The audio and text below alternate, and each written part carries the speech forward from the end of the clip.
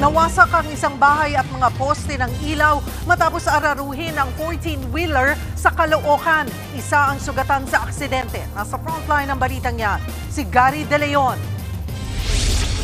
Dahan-dahan sa pagpasok ang tauhan ng BFP sa gilid ng 14-wheeler na yan. Inararo ng truck ang isang bahay sa barangay 178 sa Caloocan. Natunghayan niya ng residenteng si Marie Chris Oliver. Sabi nung tricycle driver, ate, halika, sabi yung truck, bumababa na. Bigla ko hinila ng tricycle driver. Muntik na talaga. Siguro kung hindi ako nahila, baka patay ako ngayon dyan eh. Baka nadala pa ako doon, nakaladkad pa ako ng truck. Maging ang mga poste, inararo ng truck. Nasalpok man ang bahay ng pamilya ng Bernalot Angel. Nakaligtas naman silang lahat.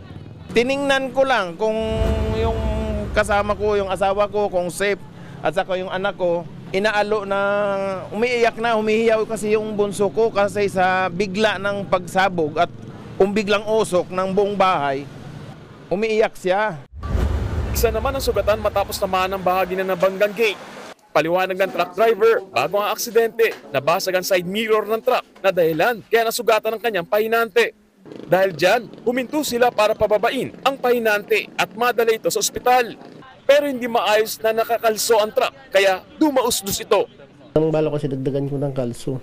Kasi pagbaba ko, may tumalo na yung truck sa isang kalso, hindi ko na napigilan. Yun na po ang nangyari. Nagsorry ang driver sa mga biktima at nadaan naman ito sa areglo.